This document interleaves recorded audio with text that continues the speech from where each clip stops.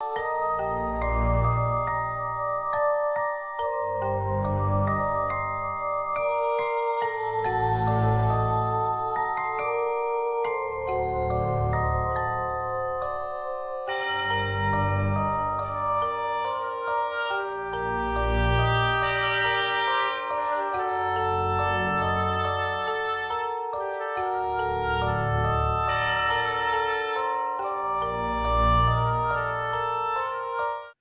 is Thursday, everybody. Thank you so much for joining us. We have a fantastic show lined up for you tonight.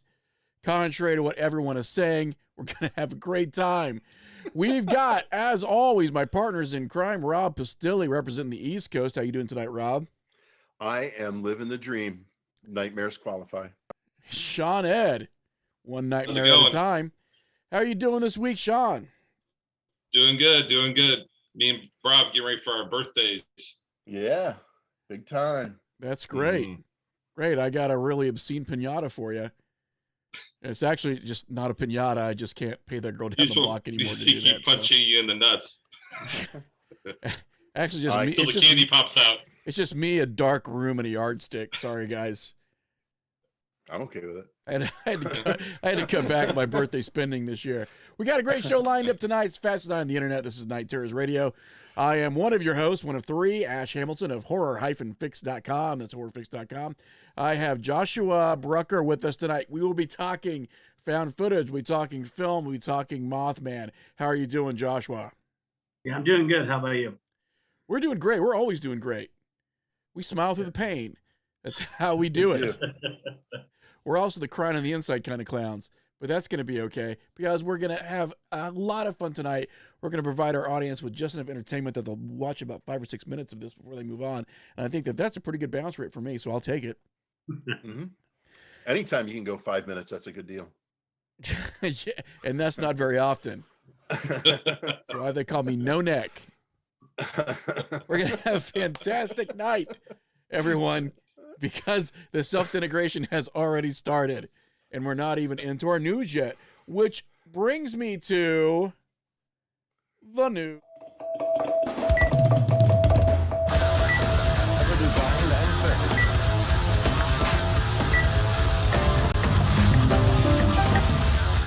Bringing you those things that you wish you never heard and that you never thought you'd want to hear about. This is the news on Night Terrors Radio. I think we have a couple of really good segments tonight, or at least mediocre, and we'll spice it up with some sparkling commentary. Oh, yeah. Rob, as always, you're going to lead us right into this parade. Well, tonight we're going to let Sean Ed go first. Ooh. We're gonna push him first because an unexpected twist of events. I think mine's going to take a little bit longer tonight. Yeah, that's okay. I'll make mine short and sweet, like my sex life. So we're going to start off with Stacy. Hey, Stacy is diminutive, but she's watching. She can contest. So in the film world, they call them spinners.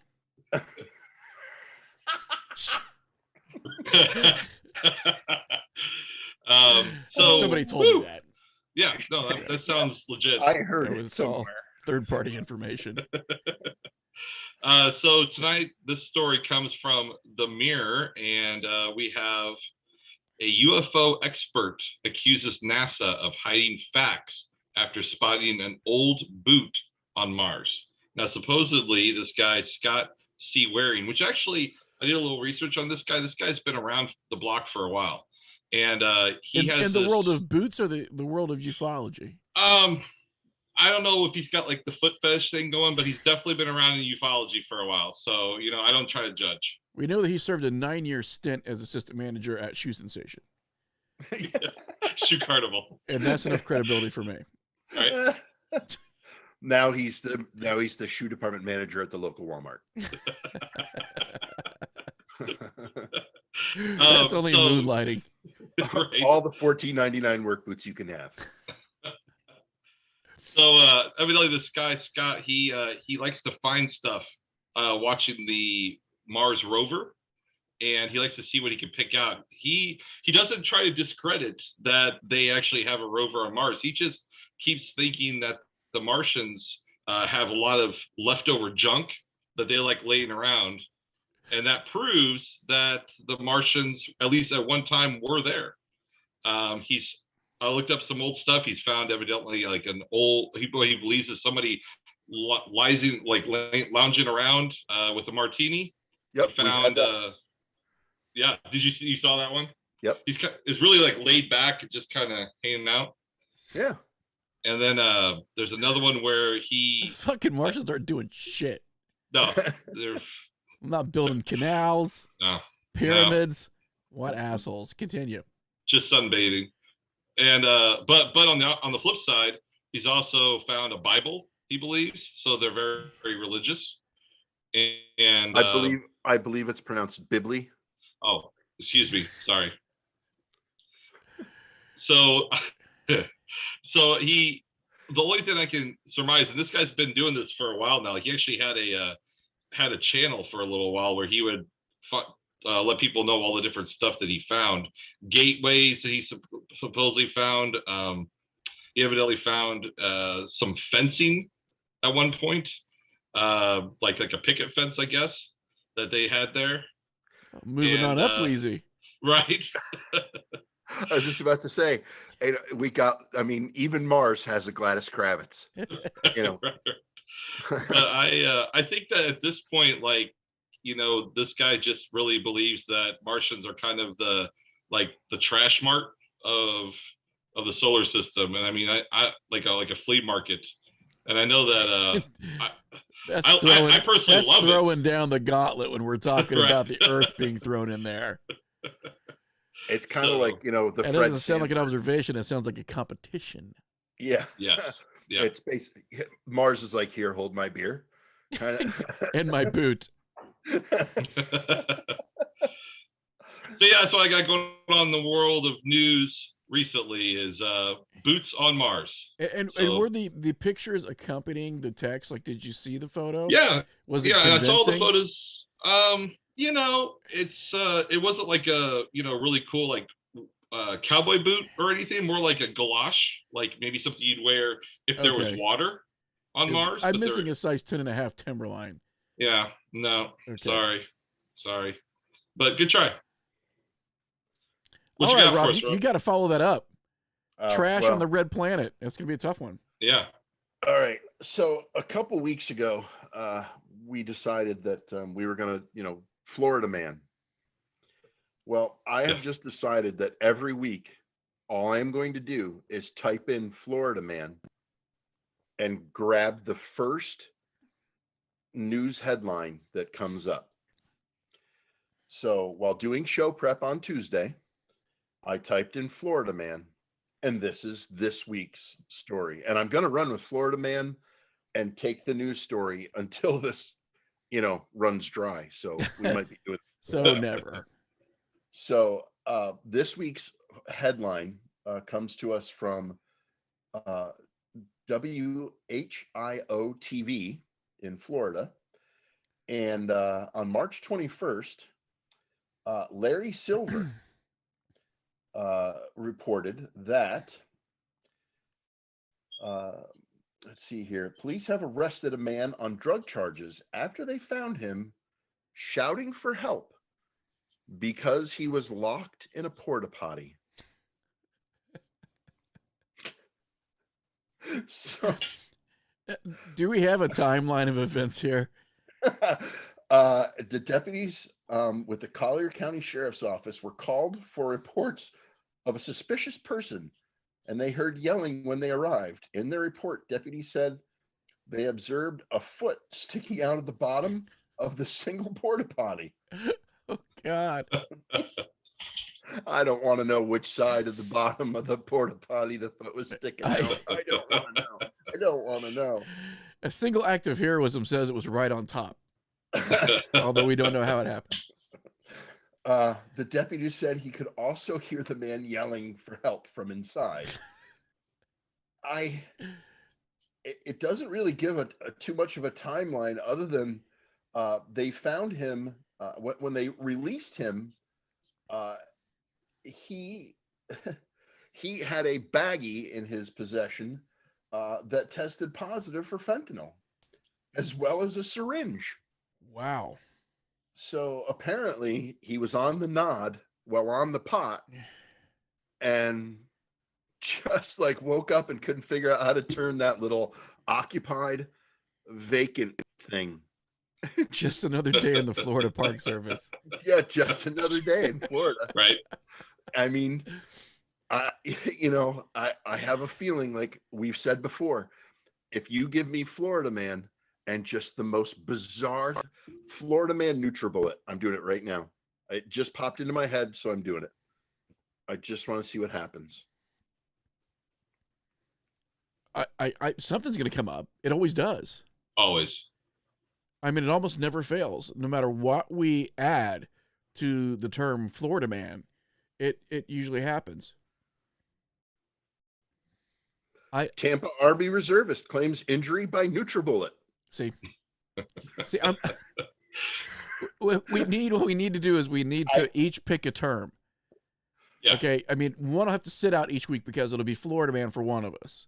And then Right. the other two have to pick, like, one could be Teddy Ruxpin, just for the hell of it. And then you go on to the next one, and we see what we have. It'll be like, well, it'll be like Florida Man roulette. We'll see what we get. The oh my You God. can't even get to it. He's just shaking his head. Florida Man claims his bag of drugs are ingredients to bake cake for son's birthday. Bag of ingredients were found inside Teddy Ruxpin. I knew it. That's amazing. It's how the amount of absurdity that goes on in that state culminated in throwing Teddy Ruxpin out. I had no intention of us finding anything. I just threw it out. Lo and behold, fruitful. Yeah. That's what we get in Florida. It's a magical place. I don't even know where to go with that. I mean, why are we all just throwing caution to the wind, not even getting a hotel room, but just going there on vacation? Like not planning.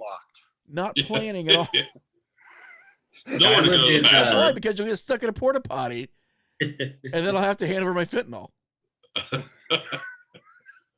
You got to cut that stuff really thin too, and it takes a really long time.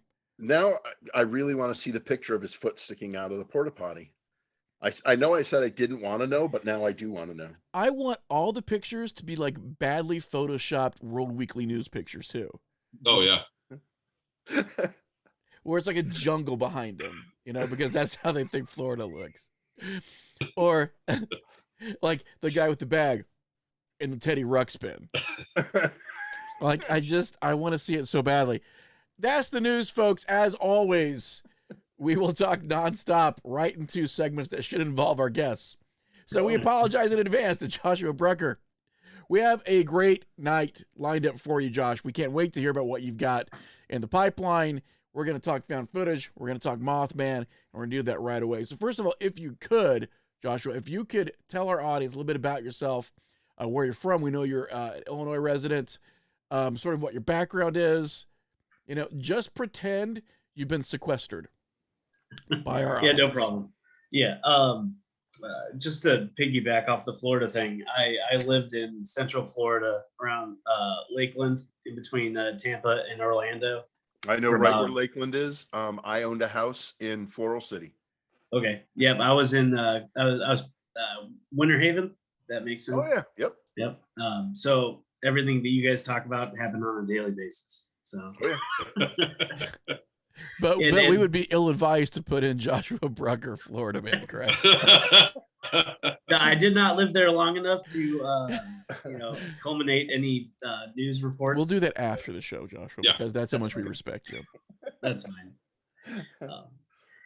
So like you said, I'm from Illinois. I actually was born and raised in Danforth, Illinois. It's speck on the map.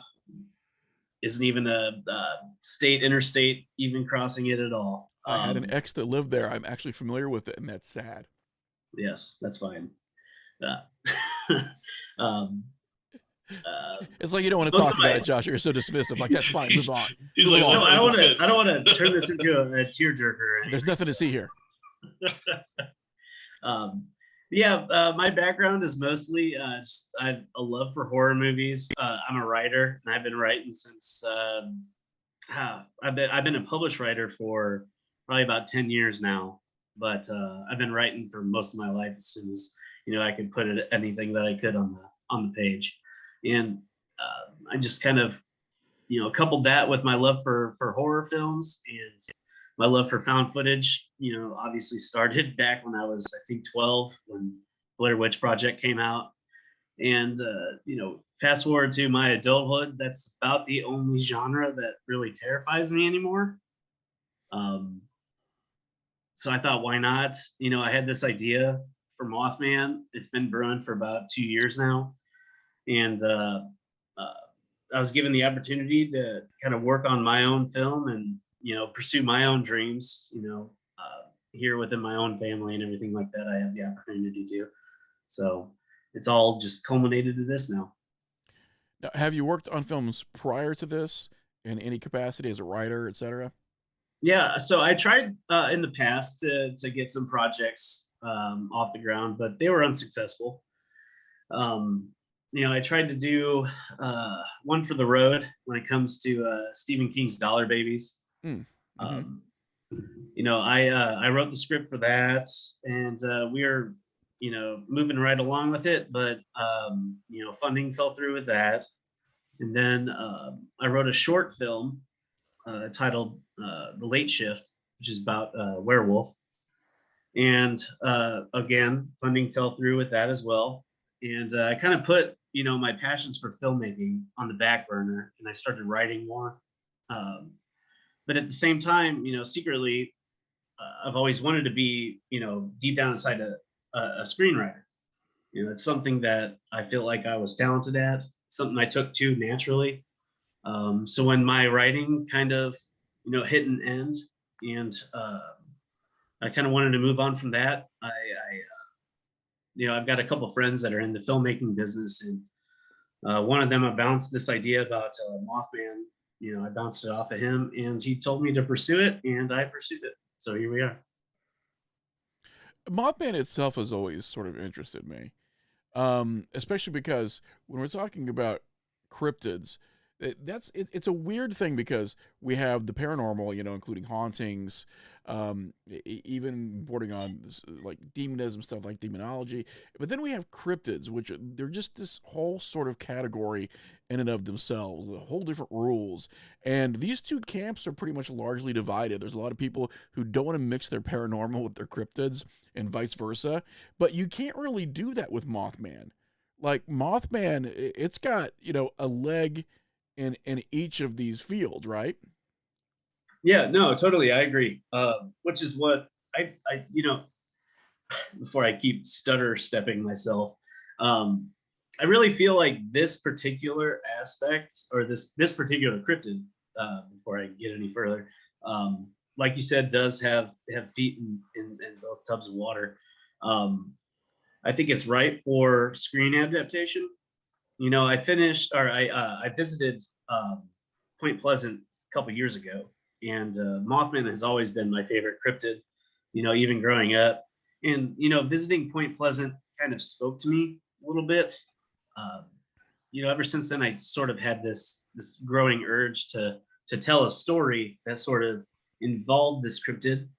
And like my plans with my film Mothman, it's not a monster movie, I guess you would say. It's got elements of everything, honestly. And I really think that the Mothman story deserves that more than some other Mothman movies that I've watched. It's not just a monster chasing you through the woods. There's something a little bit more to him. And most of what I think what has been put in films prior, most of what we know as researchers, comes from John Keel's book, The Mothman Prophecies. Yeah. Which again is not an easy book to categorize. Yeah. That book has I mean, it has elements of so many different types of phenomena, and is a wonderful book. If people have not read it, by the way, in my opinion, it is probably one of the hallmarks of paranormal books. Like, you should definitely have that in your library. Not only that, but Keel is also a good writer too, so it's an easy read. So, what I sort of want to know is, first of all, like, let's talk about your love of found footage. Let's talk about some found footage. Let's talk about Blair Witch. I mean, I've had my own contribution.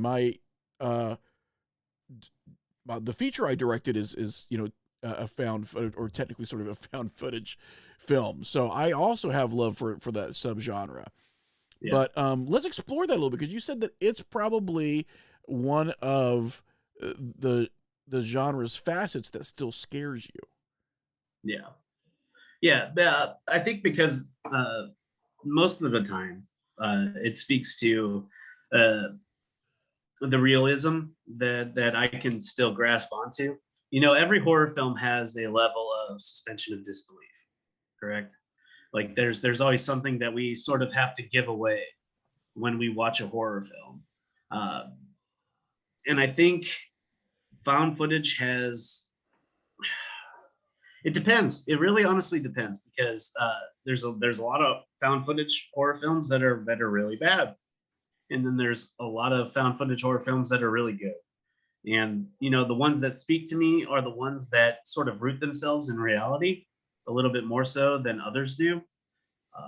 And that's really what I try to, capture in Mothman, is that the viewer watching it, to some degree, can believe that it would happen to them had they been in that same situation. Now, I find it interesting too, like, with the Blair Witch, going back to that, there was the whole, the lead up to it with, the true stories of the witch in the woods and all that stuff. And you could actually research that and look back into it. And it was, true story. It was, an urban legend, or whatever you want to call it, of that area prior to the film, coming out. And I think, like with the Mothman, having that mystique, that isn't it kind of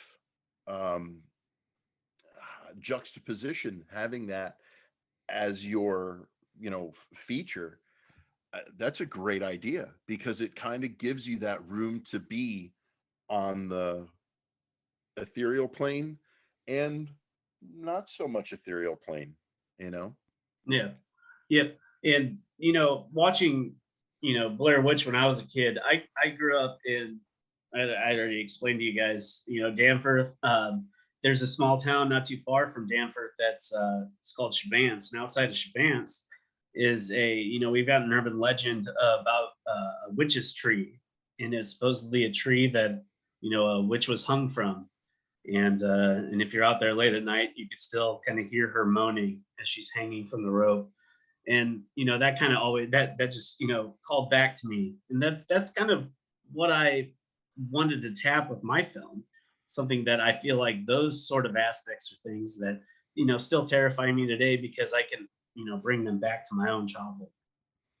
And I think also, being an Illinois resident, a lot of people don't understand the vast expanses of nothing here in this state.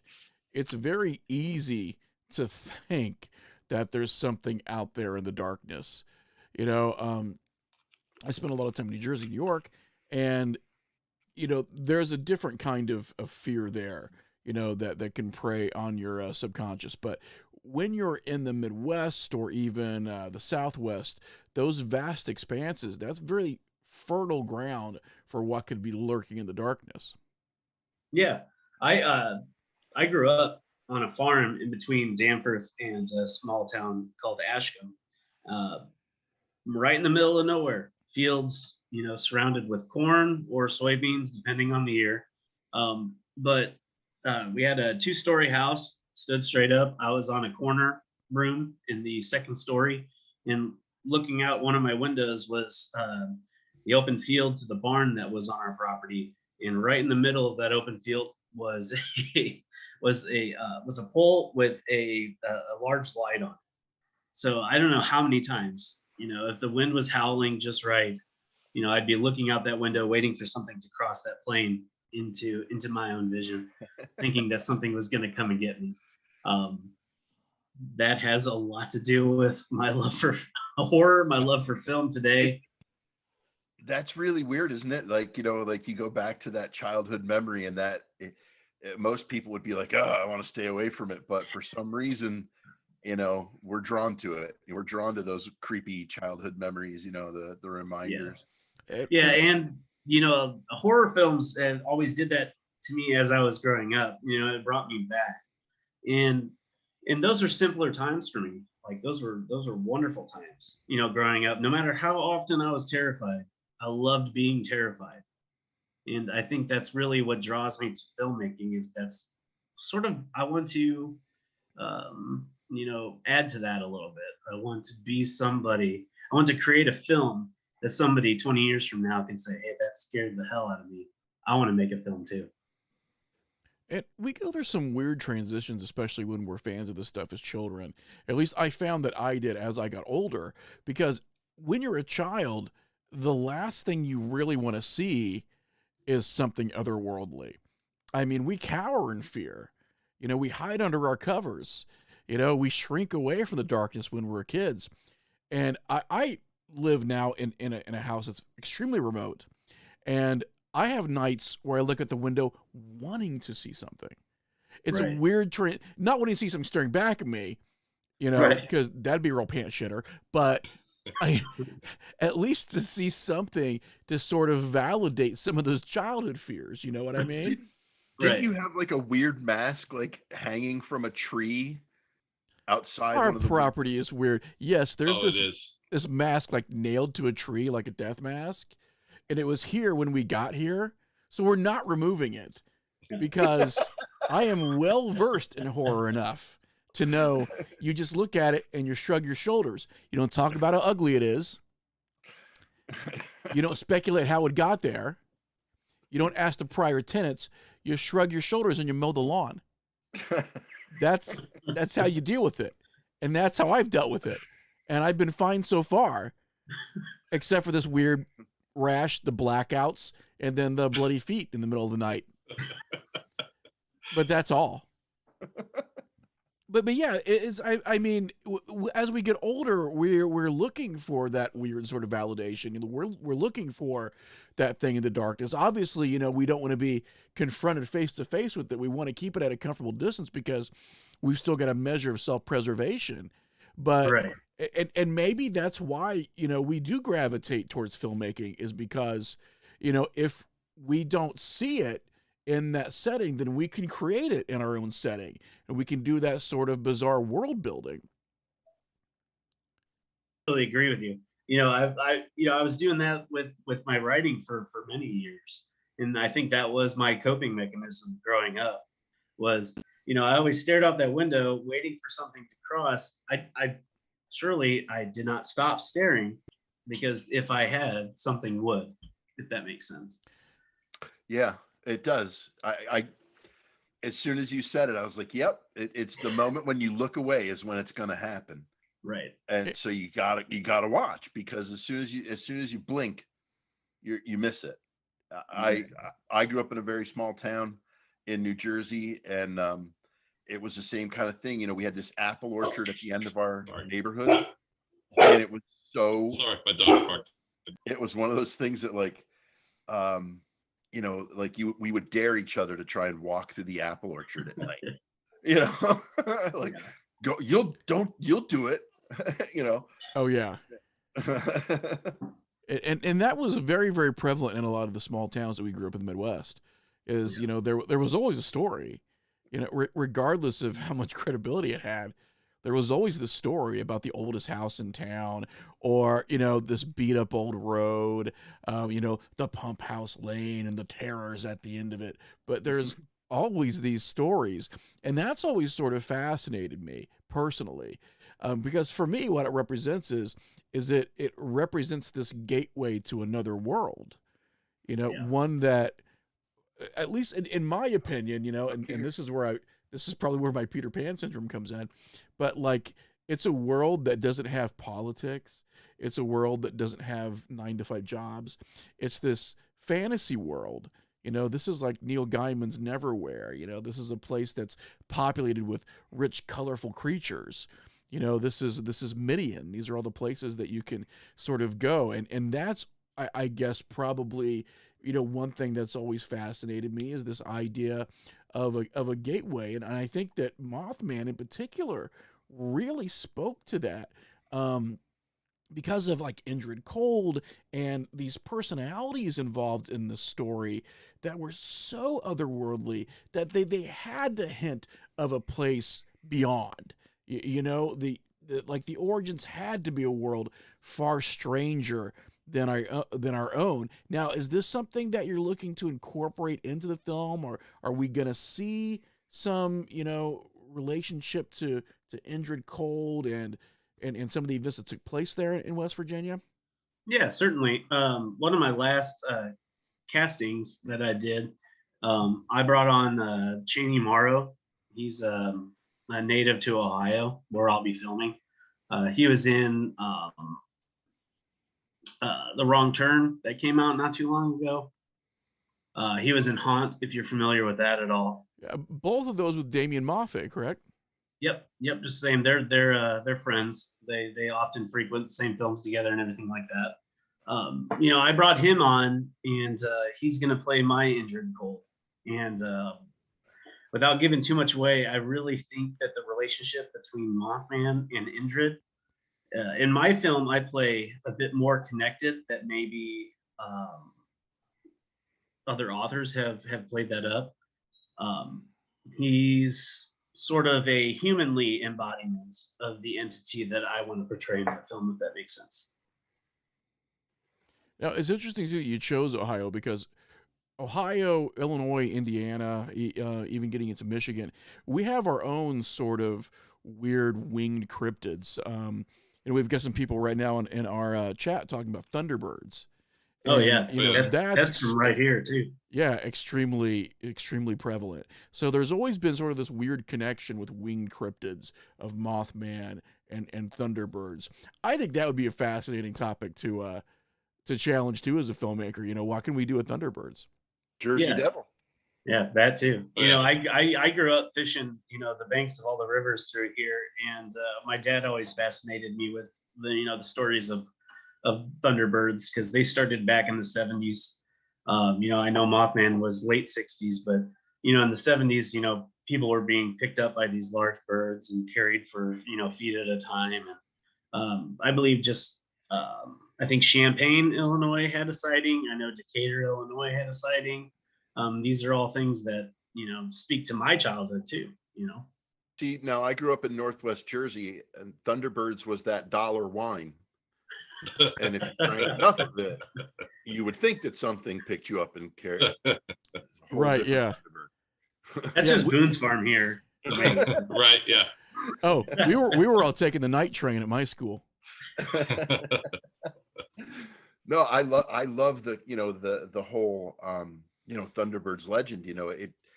And there's so many different variations of it, because Alaska has one, the Canadian Maritimes have one, Illinois, Indiana, Ohio have one. There's so many different versions of that crypto. It's a great amalgamation I think you could do with it, kind of bring them all together. Yeah, and I think one thing that Mothman does too is it also draws in more of that human aspect, that it's sort of a humanoid, but it's also winged and can get you from a direction that you can't necessarily protect yourself from, but there's also something about it that might be somewhat relatable, and that might be terrifying to some people.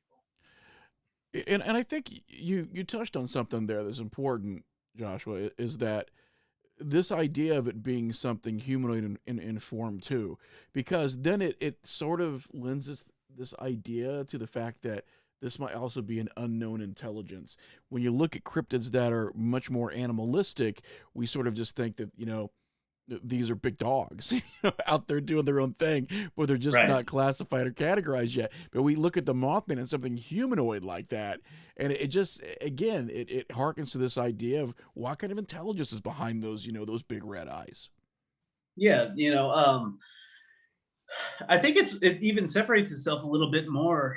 I've noticed from people who really dive into the Bigfoot even too, because you hear them, researchers and things, talking about them as if they are just some unknown animal that we haven't yet discovered, without really giving them much human agency. You know what I mean? Like, they're still just uncategorized type of ape that we just haven't taken a picture of, or we haven't found a dead one. No one really talks about Mothman like that. And I really think that there's something about that too, is that I think to some degree, anybody who's ever researched the subject knows that there's something somewhat different about Mothman that separates itself from, more of an animalistic cryptid like a sea monster or a lake monster or Mothman itself, or Bigfoot itself. Joshua, when you were up at Point Pleasant, did you get to talk to some of the people there about their stories? Get to interview a few of the locals? I did not. I was with my family. We went up there just on a whim because, like I said, I've got family in Ohio, and Point Pleasant was about 2.5 hours away, and I was like, "We're going." Just loaded everybody up in our van, and we took off. I visited the museum. I think the museum was the one place that I've spent the most money that I ever have at for souvenirs, which I was more than happy to, because an organization like that is something that I'm all about supporting.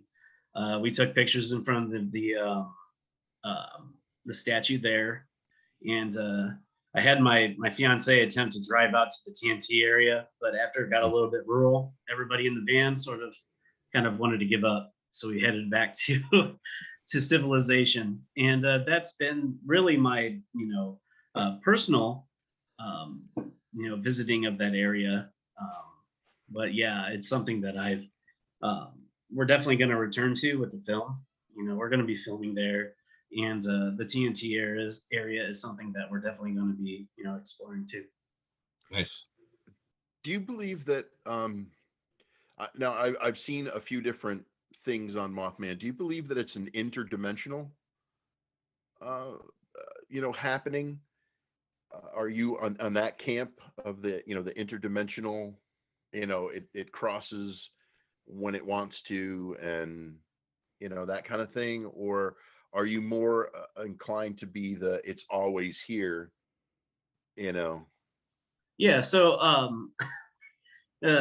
not to spoil my own film too much. Well, then yes, just tell me to shut up and watch the movie. Just say, Rob, shut up and watch the damn movie. I will say yes. I am a fan of the interdimensional interpretation that people have taken of it. Yes.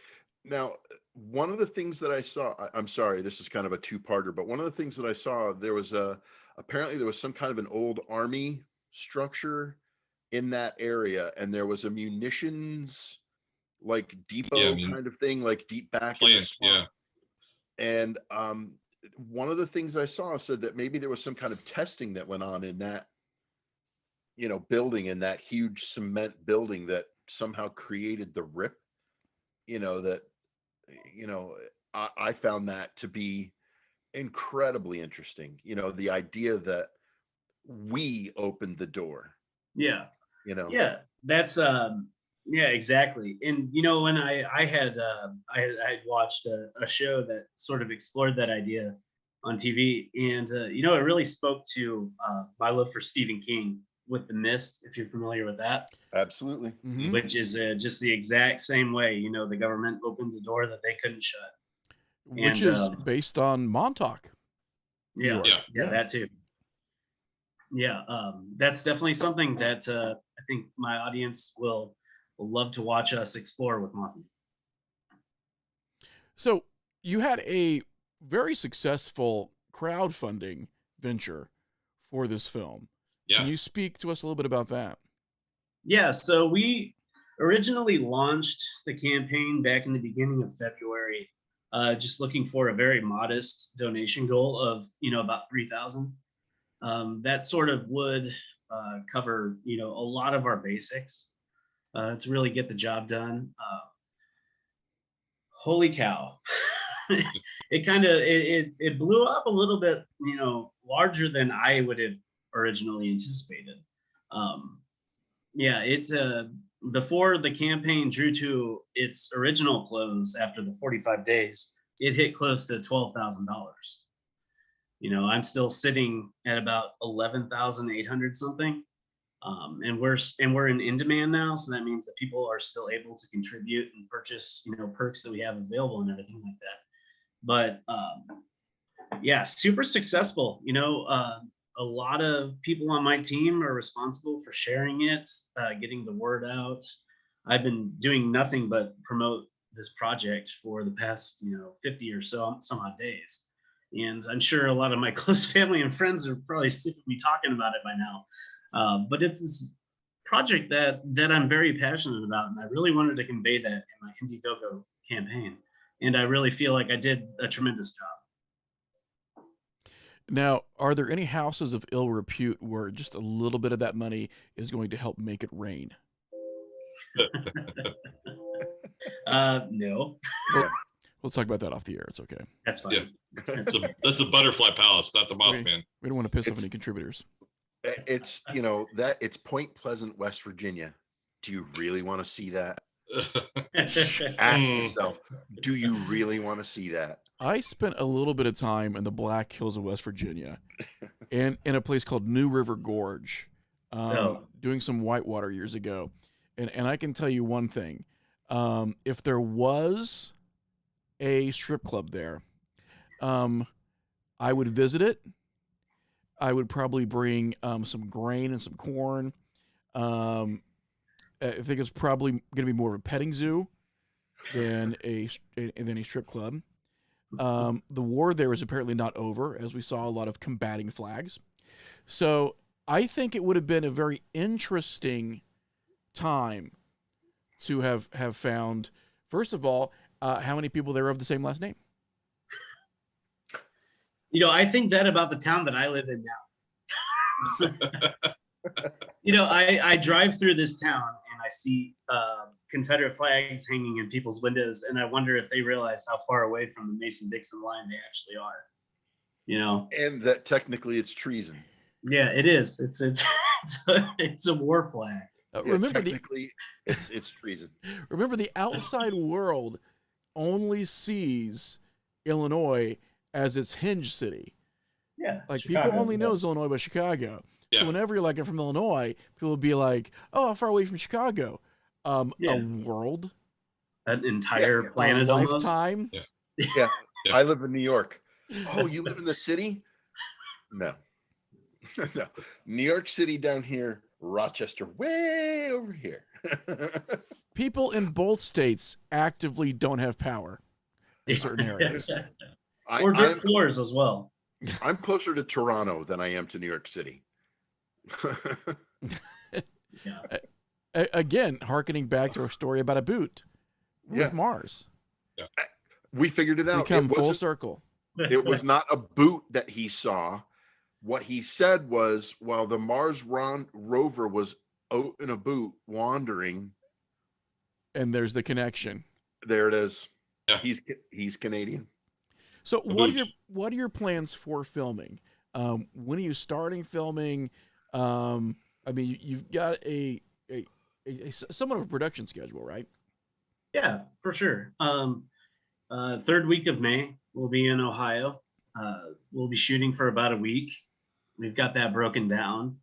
Got everybody involved. Everybody's coming away. I've got a lot of people coming from, other states. My cinematographer, Jake, he's coming from North Carolina.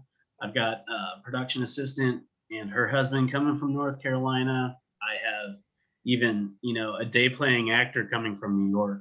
Everyone's sort of converging on this little town outside of Hocking Hills State Park in Ohio. So if anybody wants to look it up, they could see how beautiful that area is, and also how remote someone could also feel, even if they're just, you know, right off the beaten path. And that's something that I really wanted to play on, is that that human aspect of feeling as though you're alone but you're not. And I definitely think that the area that we chose to film in sort of speaks to that. But yeah, we'll be wrapped by the end of May for sure, and we'll enter post-production at that point. I want to release the film hopefully sometime in October for the wide, the general public. We hope to have a a more personal premiere towards the end of summer, thinking July or August. So since we've skirted some of our found footage love, give us your top 3 found footage films. Yeah, so it's probably going to be obviously Blair Witch Project that we talked about, and that is sort of hard to overcome, just mostly because of my love for it. I remember feeling deeply connected to the very first Paranormal Activity movie that came out. I think that really speaks to me, quite a bit, especially with, developing and it's sort of rekindling my love for that genre itself. And after so many years, I've sort of immersed myself in it. Here recently, I would say that my favorite would be maybe more towards Savage Land, and Horror in the High Desert would be the 2 top films that I would say, in my current, the forefront of my brain, that would speak to me, because Mothman more or less plays, kind of 2 roles. It plays more like a pseudo documentary with, I don't think I've actually given the plot of the film yet. If you want me to dive into that, I can. Yeah, why not? Let's go ahead and talk about it. What can people expect from Mothman? Yeah, sure. So the story basically follows a young woman by the name of Amanda and her boyfriend Tim. And she's been sort of disconnected from her hometown in Ohio, where her brother went missing 3 years prior to that, and she hasn't returned. And she plans on, coming back home to finally try to figure out what happened to her brother, while she's also dealing with some of her own personal regrets as far as not coming home earlier, helping with the search and things like that. So she returns to sort of make her own documentary about the situation itself. So she's visiting locals, she's visiting her parents, a lot of people close to her brother, and then she ends up gaining access to an SD card and a cell phone that belonged to her brother, that she was able to, open up and access. And that sort of unfolds the true found footage aspect of this film. And when that runs its course, it sort of, runs back to the sister and the boyfriend. And then they ultimately have a run-in with what her brother also ran into, which led to his disappearance. So we've got this, pseudo documentary sort of sandwiching, more true found footage, if that makes sense. So we've got something that we like to do on our episodes, which is I usually ask the same question of a lot of our guests and since we're talking about movies, this can be either a moment in a film or it can be a moment in real life.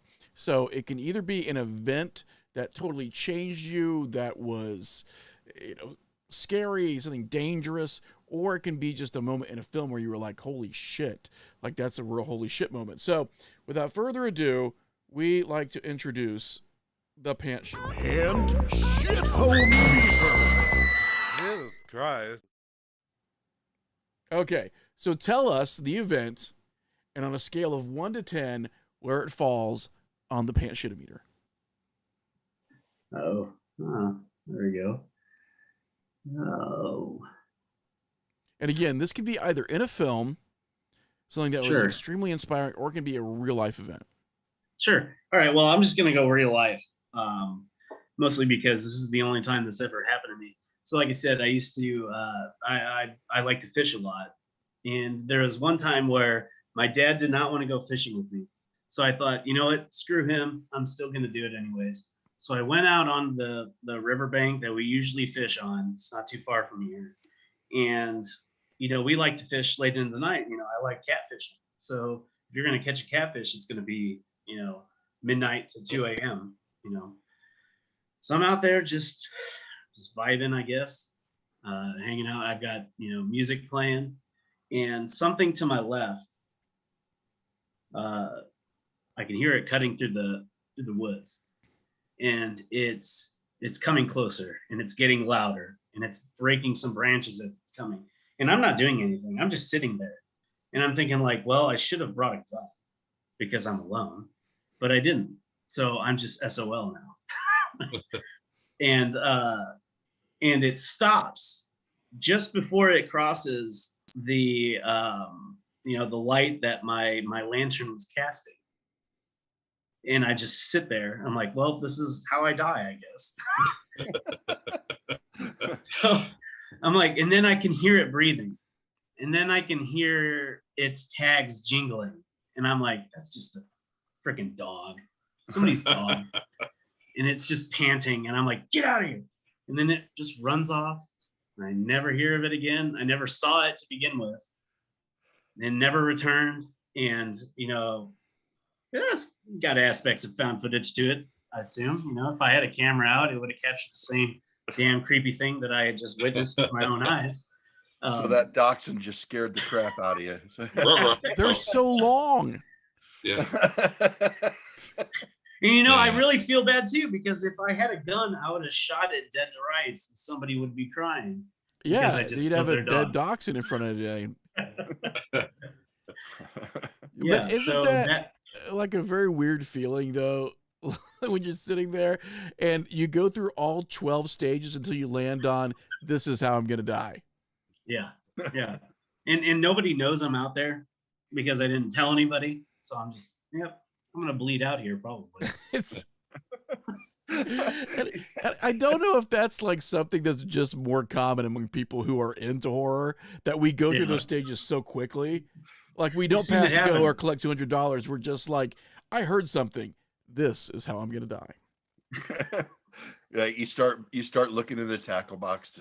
All right, I've got the pocket knife. Yeah. What can I do with the pocket knife? Like I have my fillet knife, but it's kind of thin, so it probably won't help.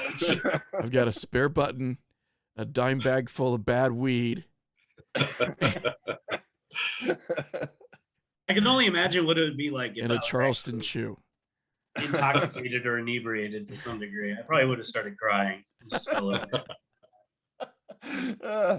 See, but that is a great story because it is that like, oh, now what? Like kind of that feeling of, and I think we've all been there. I think we've all had that one moment, Oh yeah.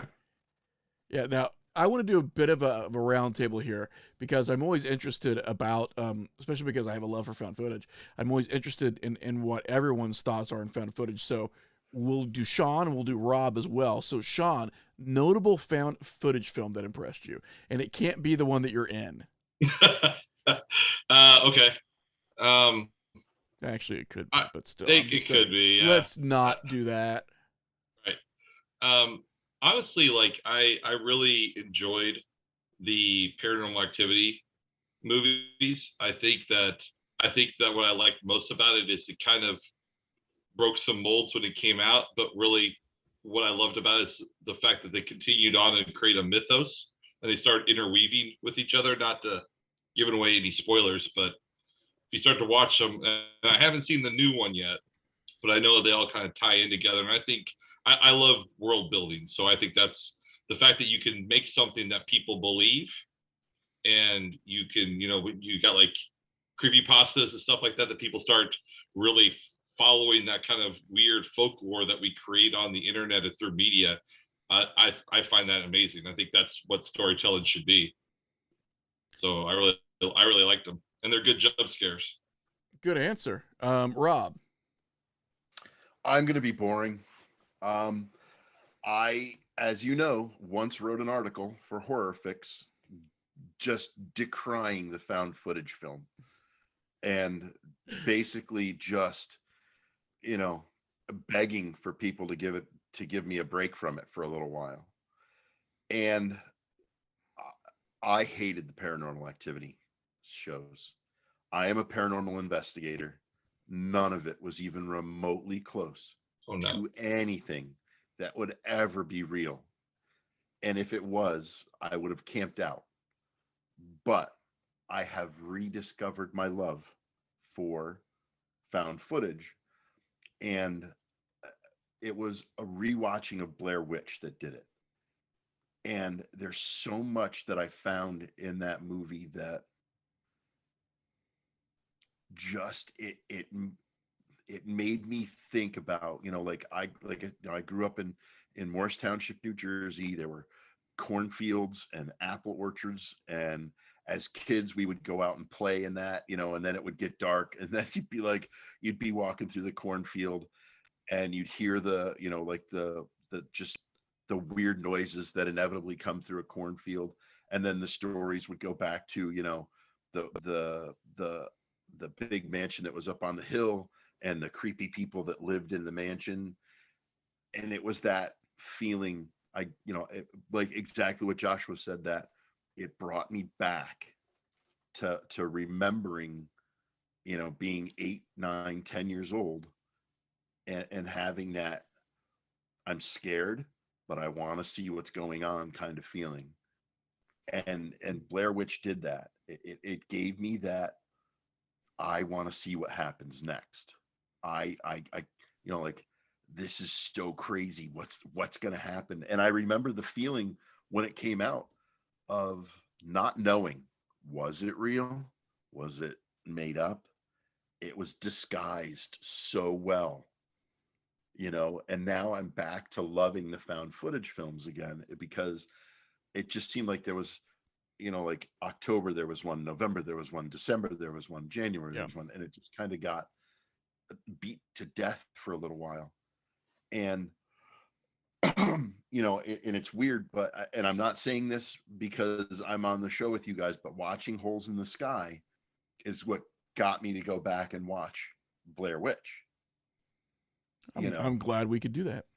Yeah. So I am really looking forward to Joshua's film, because Mothman I love. The intrigue of that, you know, like I asked the question about, you know, the interdimensional, I'm hooked. Paranormal investigator, you know, for over 20 years, I'm hooked on that aspect. I love that kind of stuff, you know. I can't wait. What about you, Ash? I'm going to dig deep a little bit here, and strangely, both of mine are Aussie contributions.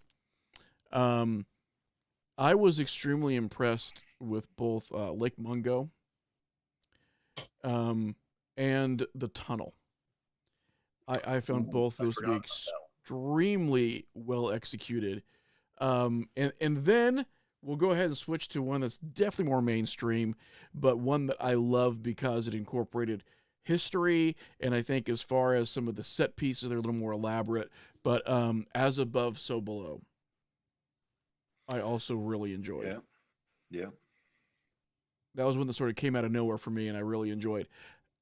Real quick, Joshua, because it is the fastest night on the internet, we are already at the top of our hour.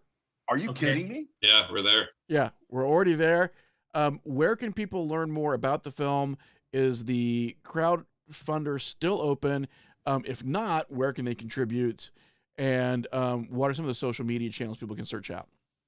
Yeah, so basically we only use Facebook to sort of push this out. I have a group that's out there. If anybody wants to look it up, it's Mothman 2020 Film Group. You can find it pretty easily.